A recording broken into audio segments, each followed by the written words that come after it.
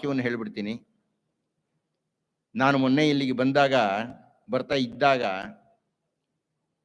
ಶುದ್ಧ ಕನ್ನಡದ ಅತ್ಯಂತ ಸ್ಪಷ್ಟವಾಗಿರತಕ್ಕಂಥ ಉಚ್ಚಾರಣೆಯೊಂದಿಗೆ ಒಂದು ಉಪನ್ಯಾಸ ನಡೀತಾ ಇತ್ತು.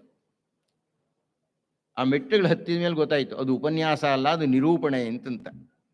ನಿರೂಪಣೆಯನ್ನು ಮಾಡ್ತಾ ಇರತಕ್ಕಂಥ ಸನ್ಮಾನ್ಯ ಗಣೇಶ ಮಹಂತ ಮಹಾರಾಜರು ಈ ಊರಿಗೆ ಬೆನ್ನು ಹಾಕಿ ಕಾಡಿಗೆ ಹೋಗಿ ಒಂದು ಕುಟೀರವನ್ನು ಕಟ್ಟಿಕೊಂಡು ಮೇಲೆ ಶ್ರೀ ಶ್ರೀ ಆರೂಢ ಸ್ವಾಮಿಗಳನ್ನು ನಿಲ್ಲಿಸಿ ಕೆಳಗೆ ಅವರು ವಾಸ ಮಾಡುತ್ತಾ ಅವರು ನಿಜವಾದ ಮಹಾಂತರಾಗಿ ಬಿಟ್ಟಿದ್ದಾರೆ.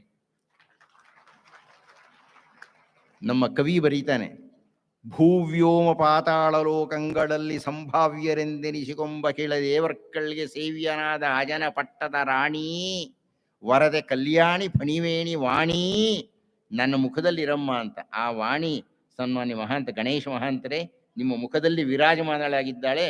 ನಿಮಗೆ ಒಳ್ಳೆಯದಾಗಲಿ, ದೇವರು ಅನುಗ್ರಹ ಮಾಡಲಿ, ಆರೂಢರ ಸಕಲ ಕಾಲದ ಸರ್ವಾಶೀರ್ವಾದ ನಿಮ್ಮ ಮೇಲೆ ಇರಲಿ.